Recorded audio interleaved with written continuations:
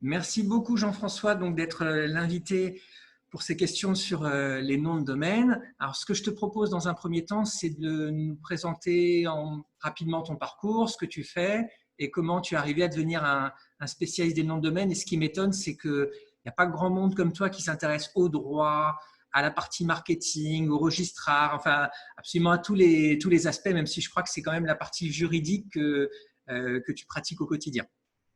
Ouais, merci beaucoup en tout cas David pour cette invitation et pour ce beau projet avec ce nouveau site. C'est super que tu continues à évangéliser comme ça autour du secteur des noms de domaine et puis on voit qu'il y a de plus en plus de personnes qui s'intéressent au sujet, donc c'est assez top.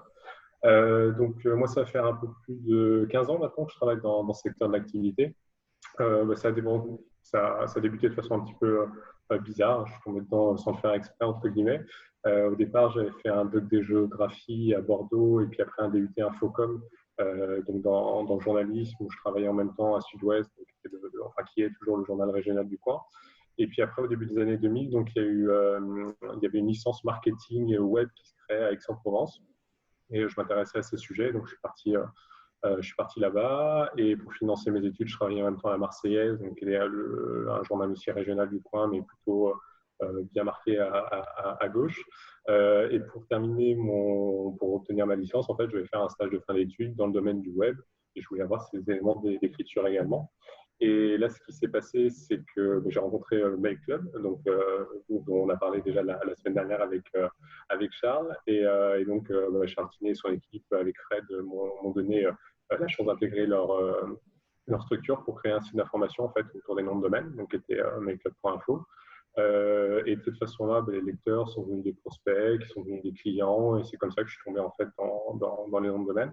Donc c'était super parce que c'était le début de l'aventure de Mail Club avec ce positionnement corporate qu'expliquait Charles la semaine précédente.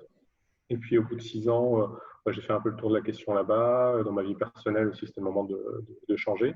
Et donc j'ai quitté Marseille pour rejoindre Bordeaux, où là j'ai eu un projet qui était assez intéressant. C'était un hébergeur local, donc Systonic, qui souhaitait en fait qui avait créé une solution qui s'appelait Keep Alert, qui faisait de la surveillance de marques sur le web.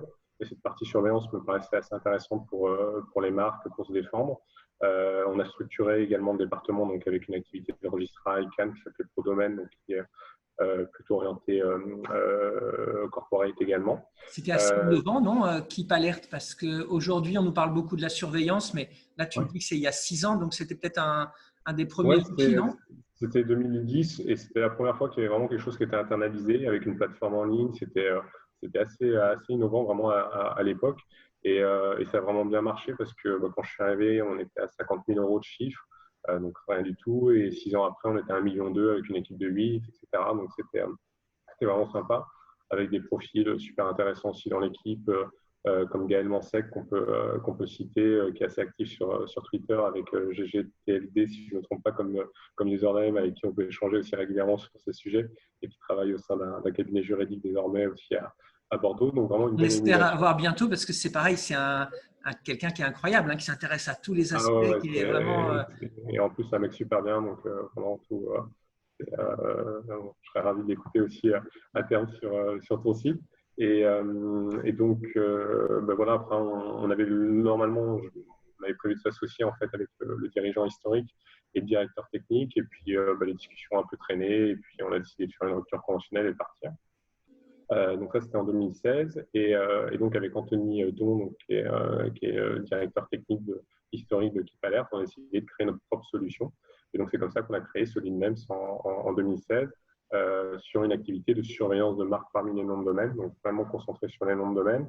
Et là, on a innové à l'époque en 2016, c'était sur les rapports en fait, qui étaient beaucoup plus rapides que ce que pouvaient faire nos différents confrères, c'est-à-dire qu'on était sur des alertes qui étaient quotidiennes, donc pouvoir être beaucoup plus réactif et aussi de couvrir le spectre de tout ce qui était lié aux adresses de messagerie au niveau des mails, parce qu'on s'est rendu compte qu'il y avait de plus en plus de fraudes, on y reviendra un petit peu plus tard, mais où les noms de domaine étaient déposés, où il n'y avait pas de contenu, mais il y avait des serveurs de messagerie qui étaient configurés et qui étaient utilisés pour faire des usurpations d'identité, donc soit du détournement financier, soit du détournement de marchandises.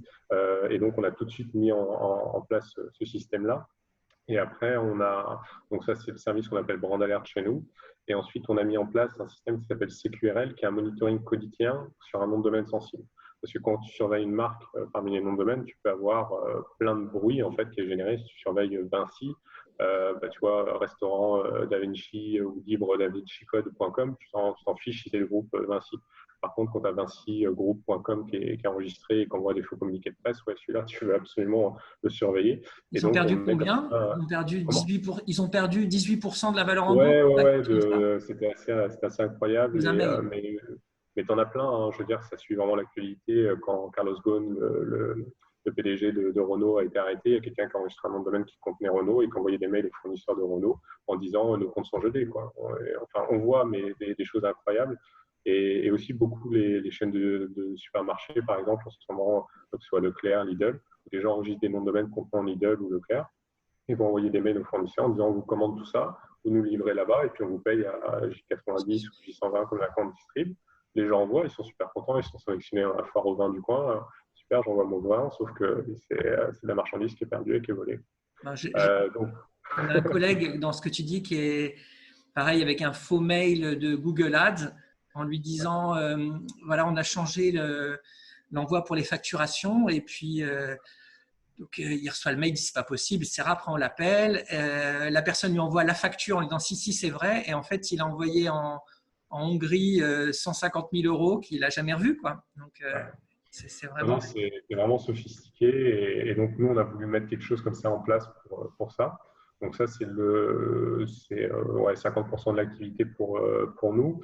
Le reste de l'activité, bon, ça va être une partie un petit peu gestion de nom de domaine. On est bureau d'enregistrement à FNIC, mais voilà, on gère quelques milliers de noms de façon corporate. Ensuite, on a des rachats, on parlera tout à l'heure aussi. On fait beaucoup de rachats pour les clients. Et puis, on a une partie consulting également. Donc, on peut accompagner des grands groupes sur leur charte de nommage, sur la création d'une extension, sur des cours aussi, que moi, je peux donner en école de commerce. Donc, voilà, on a un panel assez large. Et puis, donc, aujourd'hui, on est donc deux fondateurs associés, Anthony et moi. Et on a deux techniciens également avec nous qui développent nos solutions. Super. Alors, j'ai une première question qui correspond peut-être aux personnes qui regardent les vidéos. C'est-à-dire que parmi tous les métiers des gens qui s'intéressent au nom de domaine, j'ai l'impression que les référenceurs sont les plus nombreux et notamment pour les domaines expirés. Donc, ils ont compris l'intérêt pour le SEO de récupérer un domaine qui avait déjà du jus. Et dans les discussions, je suis un peu étonné des fois de voir qu'ils récupèrent, qu'ils payent très cher des domaines parce qu'effectivement, c'est rentable, mais qui récupèrent des domaines qui remontent des fois à l'identique juste en rajoutant des liens. Est-ce que c'est des pratiques que tu recommandes ou il y a des risques à faire ça? Alors, il y a des risques. Bon, le premier, si c'est remonter un site à l'identique, il faut savoir qu'un site web, ça peut être protégé par le droit d'auteur. Donc, le droit d'auteur, ça s'acquiert du simple fait de la création d'une œuvre. Donc, si tu prends une photo, tu peux avoir un droit d'auteur. Toutefois, il y a un critère à respecter, c'est qu'il faut que l'œuvre soit originale, qu'elle porte la personnalité de l'auteur. Donc, je vois derrière toi le fond de la Cité des Sciences à Valence. Voilà, c'est des photos qui ont été beaucoup prises là-dessus. Donc, il n'y a peut-être pas de droit d'auteur sur cette photo-là parce qu'elle n'est pas considérée comme originale. Par contre, s'il y a un angle de vue particulier ou autre, elle peut avoir un caractère original. C'est la même chose pour les sites web. Donc, il y a des sites web qui peuvent être protégés par le droit d'auteur. Par exemple, Vente Privée a reconnu que son site web était protégé par le droit d'auteur dans une affaire qui opposait à Club Privé il y a quelques années. Mais ça va dépendre du juge qui va, selon les pièces qui vont être indiquées, est-ce que c'est protégé ou pas par le droit d'auteur? Est-ce que ça porte la personnalité de la personne qui a créé le site web? Donc ça, c'est la première protection. Et donc là, warning, si je remonte un site qui est protégé par le droit d'auteur, je peux potentiellement me faire attaquer par le titulaire de ce droit d'auteur. Toutefois, souvent, les sites sont quand même assez basiques, avec des rubriques classiques, on trouve. Donc, cette protection par le droit d'auteur, elle n'est pas évidente quand même, à mon avis, à obtenir. Ensuite, il y a une problématique qu'on connaît beaucoup plus, qui est par rapport au droit des marques, tout simplement. C'est-à-dire que parmi les noms de domaine qui sont expirés, il y a des noms de domaine qui correspondent à des marques enregistrées. Donc, il y a des sites qui sont très bien faits, comme la base de l'INPI, qui te permet en fait de vérifier en ligne si une marque est enregistrée. C'est gratuit, tu peux tout de suite voir si le nom que tu souhaites avoir est protégé comme marque et la warning s'il est enregistré comme marque. Au niveau mondial, tu as aussi ce type de bases gratuites qui sont à disposition pour vérifier ces éléments-là. Donc, ma première recommandation, c'est de vérifier s'il y a une marque enregistrée. S'il y a une marque enregistrée, ton nom de domaine, tu peux quand même potentiellement le réserver si c'est pour des classes de produits et services qui sont différents. Parce que dans le droit des marques, tu peux avoir des marques qui ont le même nom, mais pour des classes de produits et services qui sont différents. Donc, sans être trop juridique, tu as la marque Polo de Volkswagen pour les voitures, Polo de Ralph Lauren pour les polos. Polo, c'est aussi une marque de montres, un modèle de marque des montres Piaget. Toutes ces marques-là coexistent parce qu'elles sont enregistrées dans une classe de produits et services différents. C'est différent dans les noms de domaine où Polo.com, il n'y a qu'une personne qui a Polo.com, en l'occurrence c'est Ralph Lauren, il avait racheté 300 000 $ de mémoire à l'époque. Donc aujourd'hui, moi ce qui me fait un petit peu peur parfois quand je vois les listes qui passent, si on parle sur les name catchers français comme Udot, comme Domexpire, Kidom, etc., c'est que c'est vrai qu'il y a parfois des noms qui correspondent soit des noms de personnalité ou soit des noms de marque. J'interviens en école de commerce. Il y a quelques mois, j'ai vu passer insec.fr qui n'avait pas été rabonné par l'école de commerce. Là, aujourd'hui, si la personne qui l'a récupéré, elle fait un site autour de l'éducation, si l'INSEC attaque, l'INSEC va récupérer, il n'y a aucun problème. Par contre, si je fais, je sais pas, un site de laverie, je sais pas, là-dessus, là, potentiellement, j'ai un intérêt légitime à l'utiliser. Récemment, j'ai vu passer festina.fr. Festina, marque de montre. Si je fais un truc, je sais pas, sur le festin restaurant, un restaurant qui s'appellerait comme ça, potentiellement, je peux l'exploiter de façon légitime de cette façon-là. Mais il faut faire attention parce que c'est souvent des marques notoires. Moi, je ne recommande pas de s'aventurer sur ce terrain-là parce que même si tu as un intérêt légitime, tu prouves ta bonne foi, juridiquement, il faut répondre à des avocats, il faut prendre un conseil, ça coûte de l'argent. Je pense souvent à l'histoire de comme ça quelqu'un avait déposé la marque Co-Linking et qui s'est fait attaquer par LinkedIn. Elle faisait du coaching professionnel. Elle a gagné, mais elle n'a jamais sorti son site. Parce que le premier truc qu'elle a fait quand elle a créé son business, c'était prendre le procès contre le plus gros réseau professionnel mondial au monde. Quand tu es auto-entrepreneur, tu débutes ton truc, ça te casse les pattes, entre guillemets, pour lancer ton projet. Donc, il faut vraiment faire attention. Et puis après,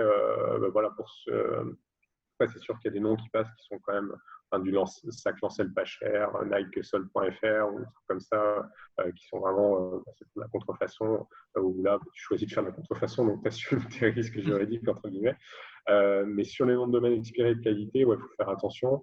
Et puis également, par rapport aux noms de personnalité, avec les noms de domaine des politiques, par exemple, qui sont abandonnés ou des choses comme ça, le droit, c'est souvent des noms qui sont protégés également, et donc les personnes politiques pourraient se retourner pour les récupérer, mais peu le font. Et puis moi, c'est ce que je dis aux marques en conseil, quoi. Enfin, je ne travaille pas avec Festina, mais Festina qui abandonne son festina.fr à l'identique au marché français, c'est assez hallucinant de voir ça. Donc, entre guillemets, ils ont fait cette erreur-là.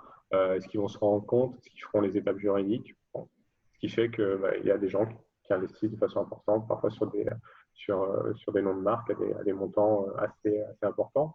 Mais ce qui est assez impressionnant, c'est de voir quand même des noms de belle qualité qui retombent, même parfois des délais, comme on a pu voir récemment avec dr.fr ou senior.fr. Des trucs assez incroyables qui passent. Et donc, merci pour cette réponse pour les SEO, mais je pense que le vrai problème, il est plus pour les marques et notamment avec les plus de 1000 nouvelles extensions, la 1200. Est-ce que si je suis une marque aujourd'hui, je dois enregistrer les noms de domaine de mes marques les plus importantes dans combien d'extensions parmi les nouvelles, ou est-ce qu'il y a d'autres manières de gérer le cybersquatting, parce que ça devient, j'imagine, un cauchemar avec toutes les nouvelles extensions? C'est vrai qu'au début des années 2000, on a pu voir des dépôts préventifs au lancement des points bis ou points info, par exemple, et puis après sur le point U un peu plus tard, le point Asia ensuite, avec des dépôts préventifs qui pouvaient se faire, avec des fautes d'orthographe également, etc. Bon, ça, c'est des choses qui ont complètement été abandonnées globalement dans les gros portefeuilles. Parce qu'on ne peut pas déposer tout partout, et d'autant plus que voilà, il y a cet espace avec toutes ces nouvelles extensions Internet qui sont arrivées. Sur les dépôts préventifs, moi je ne les recommande pas. la surveillance sert à ça justement et le risque zéro ne le permet pas. Après, pour moi, une bonne charte de nommage, c'est d'avoir son .com et son .pi dans les pays où j'ai un intérêt, où je suis représenté. Donc, si je suis en Espagne, .es.com, si je suis en France, .fr.com. Je trouve les extensions régionales assez intéressantes dans cet esprit-là. C'est-à-dire, je trouve que c'est plutôt pas mal pour une entreprise bretonne de communiquer sur un point BZH pour ces événements-là. Ça peut être très bien pour tout ce qui est, par exemple, aussi des festivals que tu peux avoir. Le Festival interceltique de Lorient qui communique sur le point BZH, c'est tout à fait légitime, c'est tout à fait cohérent en termes de communication.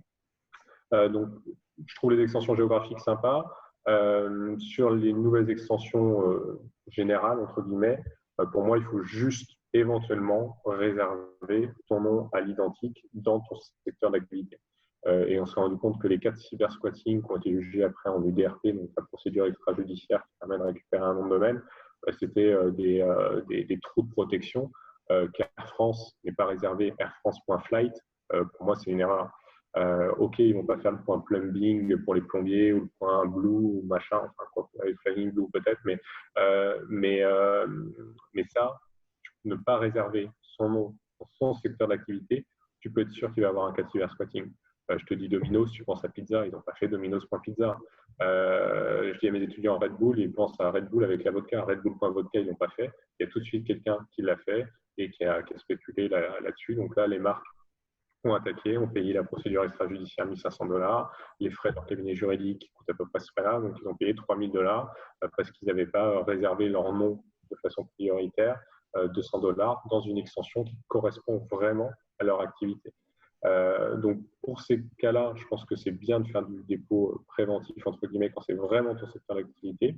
Et puis le dernier point, c'est les points brand que je trouve super intéressants. Je rejoins ce que disait Charles Tinet la semaine dernière là-dessus. Moi, j'ai eu le plaisir de travailler à l'époque sur Prodomaine pour le projet Point Leclerc. C'est génial. Ils ont un espace numérique complètement vierge où ils peuvent s'éclater. Voilà, j'ai la foire au vin qui sort, j'ai juste à faire le vin.leclerc, Noël.leclerc et ils contrôlent tout leur système de nommage là-dessus et pour sécuriser aussi, pour faire comprendre à leurs adhérents et aux clients que quand je suis sur un point Leclerc, ça c'est garanti, ça c'est top. Donc ces points marques, je trouve que c'est vraiment sympa parmi ces news GTLD. Donc vu qu'on ne peut pas tout réserver, c'est sûr que la surveillance est vraiment importante à mettre en place. Et nous, on le voit parce qu'on travaille beaucoup avec les cabinets juridiques. C'est plus de la moitié de nos clients. C'est quelque chose qui est beaucoup plus proposé. Et comme la surveillance de marque parmi les marques est quelque chose qui existe déjà depuis beaucoup d'années, de plus en plus, les gens souscrivent également à une option pour les noms de domaine. Et est-ce que dans la partie surveillance, j'imagine qu'on ne peut pas réagir contre tous les dépôts. Est-ce qu'il y a des situations dans lesquelles tu recommandes de mettre en place des procédures et quels sont les vrais risques finalement? J'imagine qu'une simple page parking pour une extension, comme tu dis airfrance.plumbing, on va laisser, quoi. On ne fait absolument rien, j'imagine. Mais quels sont les vrais risques? Qu'est-ce qu'il y a comme chose un peu sophistiquée que les cybersquatteurs sont capables de faire qui est dangereux? Tu avais dit les emails, il y a peut-être d'autres choses à surveiller? Alors, pour moi, c'est sûr que le cybersquatting spéculatif, comme je l'appelle, qui existe encore, c'est-à-dire l'enregistrement d'une marque dans une extension, dans l'esprit, dans l'objectif de le revendre, ça existe encore, mais je n'attaque pas là-dessus. Si j'ai à gérer pour la marque. Parce que de toute façon, il va pouvoir le revendre qu'à la marque, et puis à un moment donné, il va se lasser. Et le trafic en parking sur ce type de nom, il est quasi ridicule. Donc, je n'attaque, si j'ai un choix budgétaire à faire, je n'attaque plus sur ce type de démarche. Là où on va attaquer, donc c'est clairement sur tout ce qui est usurpation d'identité par mail, donc ce qu'on évoquait en préambule, donc des mails qui tentent, donc des cas de phishing, des mails qui tentent de faire des faux ordres de virement, la fraude au président, tout ça. C'est une attaque systématique, clairement, pour faire tomber le plus vite possible le site et le préjudice. Tout ce qui est vente de contrefaçon aussi, donc ça c'est super important de réagir très vite là-dessus. On a fait un petit site d'information qui s'appelle faux.fr, qui traite justement de ces cas particuliers là-dessus. On a aussi l'atteinte à la réputation. Donc, quand on a du contenu adulte, entre autres, les marques vont réagir assez vite. En ce moment, il y a une page parking chinoise là, qu'on voit beaucoup avec des liens sur des jeux en ligne et puis des liens vers du contenu adulte qui est très diffusé. Là, les marques attaquent de façon importante. Ça peut être aussi un peu de détournement de trafic. Voilà, si Victoria's Secret, Calzedonia, par exemple, a récupéré un nom de domaine qui est redirigé vers le site de Calzedonia, de Victoria's Secret, pardon. Donc, ça, c'est des choses où ils vont réagir assez vite. Mais la page parking ou la page d'attente d'un registrar sans serveur de messagerie configuré, ça, c'est des choses, justement, le monitoring dont je parlais tout à l'heure sur un nom de domaine spécifique comme la prestation qu'on propose, ça permet de suivre ce qui se passe en fait. C'est-à-dire que, là, c'est la page d'attente d'OVH, de Ionos ou autre. Hop, si 15 jours après, il y a un serveur de messagerie qui est activé, là, je reçois un warning et là, là, je vais attaquer. Mais autrement, les marques essaient quand même d'optimiser leur budget. Donc aujourd'hui, elles vont vraiment, ce qu'on leur conseille, ce qu'elles font la majorité d'entre elles, c'est attaquer uniquement en cas de préjudice important et des pages inaccessibles, pas de mail, pas de contenu embêtant, page parking incluse. Ça, c'est des choses où les marques font le choix de ne plus attaquer pour la grande majorité d'entre elles. Super. Alors, je profite de t'avoir parce que j'ai une autre question qui n'a rien à voir. On a parlé de SEO, de juridique. Nous, avec nos collègues, on aime beaucoup la partie, tu sais, rachat de nom. Ouais. Et donc, toi, tu fais ça pour des clients. Est-ce que tu peux nous donner des conseils sur les noms qui sont… qu'est-ce qui fait un bon nom? Qu'est-ce qui motive une marque à racheter tel ou tel type de nom? Est-ce qu'il y a des critères? Alors, j'imagine qu'en 2 minutes, c'est difficile d'en parler, mais peut-être sur les extensions ou sur la longueur ou sur le branding, est-ce qu'il y a des conseils à nous donner? Ouais. Bon, sur les extensions, pas de surprise, hein, c'est .com et les .pi sur lesquels on fait à 95% de rachat. Bon, ça peut nous arriver de faire un petit rachat d'un UGTLD ou d'un .co, mais ça reste anecdotique. Non court, principalement. Nous, on travaille pas mal avec des cabinets juridiques, comme j'ai indiqué, donc c'est souvent la création d'une nouvelle marque où le nom de 4-5 noms est déjà pris. Donc c'est de cette façon-là. Après, ça peut être des noms un petit peu signifiants qu'on peut racheter, mais d'exact match domaine, entre guillemets, on n'en fait pas tant que ça. C'est beaucoup plus des noms courts qu'on peut racheter ou des noms un peu brandable pour ça. Donc, nous, on a des comptes, c'est différents brokers qui peuvent exister comme Cedo, Afternic, Dan, etc.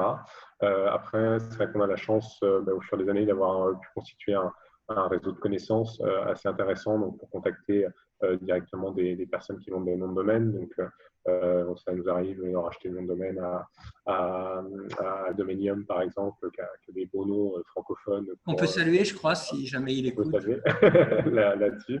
Donc, c'est bien, puis ça permet d'éviter les frais de tiers séquestre qu'on se connaît. Ça fait tout ça d'économiser, donc c'est plutôt pas mal. Après, nous, ce qu'on constate, c'est qu'il y a quand même souvent les titulaires US peuvent demander des prix assez importants. On a ça aussi sur les titulaires asiatiques où les montants peuvent être très, très élevés. Moi, c'est un petit côté un peu marchand de tapis qui est marrant quand tu négocies, etc. pour ton client. Nous, on a une commission fixe. On a vraiment l'objectif d'avoir le meilleur prix pour notre client là-dessus. Après, ce qui peut être très frustrant parfois, c'est quand tu as un super budget et que la personne ne peut pas lâcher là-dessus. Là, juste avant le confinement, on avait un très beau budget. On avait $250 000 pour un 6 lettres en .com et la personne n'a pas voulu le lâcher. Incroyable. Ouais. Alors qu'elle n'exploitait pas plus que ça, elle avait juste un projet dessus. Et là, tu te dis, c'est con, quoi, parce que $250 000, c'est quand même très, très beau budget sur le rachat de nom de domaine.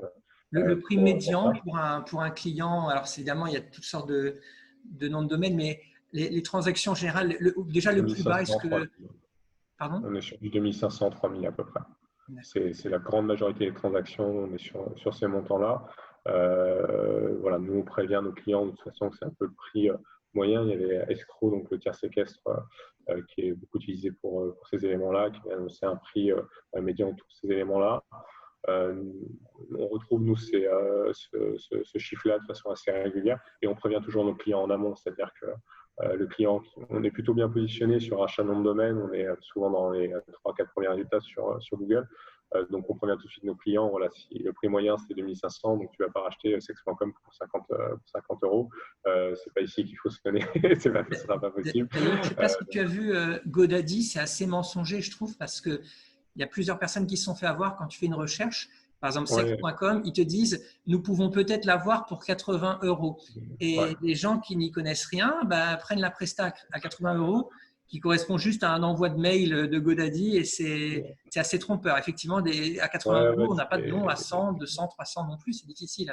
C'est vrai que GoDaddy propose ça. Alors, c'est sûr c'est pour enregistrer un roman, donc ils ont une base qui est énorme pour eux, avec les whiz qui sont anonymisés. Déjà, eux avaient anticipé la mise en place du RGPD quelques mois avant pour anonymiser totalement les whiz. Donc, c'est vrai que pour trouver les infos, c'est délicat. Et à part faire des whiz history pour essayer de remonter sur les vieux noms pour retrouver des mails, parfois c'est compliqué ce travail d'investigation pour retrouver le titulaire. Et quand on est vraiment dans cette dernière situation de blocage, on prévient le client, GoDaddy peut tenter de faire une mise en relation, ça coûte 90 euros. Est-ce qu'on y va ou est-ce qu'on n'y va pas, sachant que moi jusqu'ici, j'ai dû utiliser ça une dizaine de fois, ça n'a jamais abouti, quoi. Donc, mais c'est sûr que c'est pas évident. Après les rachats, ça évolue vraiment de façon intéressante. Et ce qu'on voit nous aussi de plus en plus, c'est des clients qui avaient des noms de domaine inexploités et qui nous demandent en fait de les vendre là-dessus. Donc là, c'est une offre qu'on structure de plus en plus avec l'aide de François Tréca aussi qu'on peut saluer, qui permet de faire des super PBN en peu de temps et pas très cher. Et typiquement, si on a un client par exemple qui avait racheté sur Udot mantra.fr, donc qui était parti aux enchères à 300 et quelques euros en 2017. Il avait ce projet-là. Finalement, ça n'a pas abouti, il a changé de projet. Et puis, ça avait végété, entre guillemets.